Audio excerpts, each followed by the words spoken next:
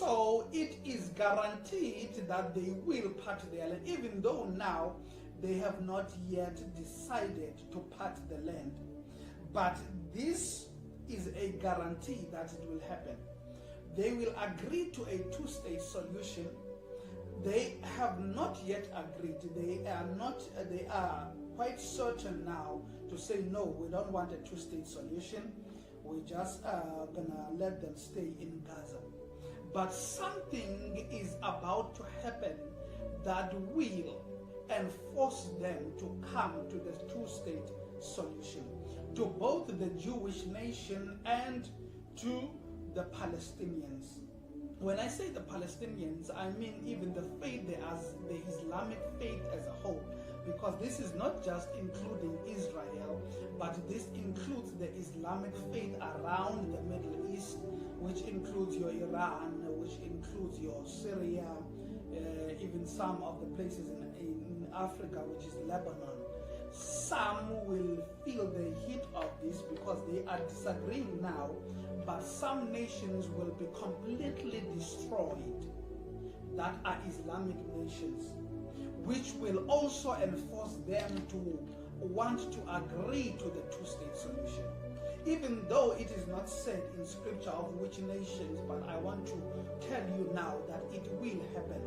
There will be a complete destruction of certain Islamic nations in the Middle East and North Africa. And this will force the Muslims also to want to agree to the two-state solution. Why? Because it has already been prophesied in scripture.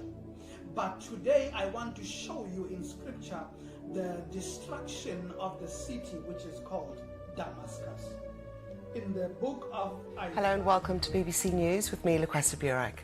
Tensions remain high in the Middle East following further Israeli strikes on southern Lebanon and the occupied West Bank overnight. This large explosion was seen near Beirut's international airport, which borders the suburb of Dahir, a Hezbollah stronghold, which has been a continuing target for Israeli attacks. Reports citing Israeli officials said a key target had been Hasham Safieddine, Hezbollah's presumed leader-in-waiting and cousin of its late chief, Hassan Nasrallah. The Lebanese Health Ministry has said that 37 people have died in airstrikes in the capital and in southern Lebanon.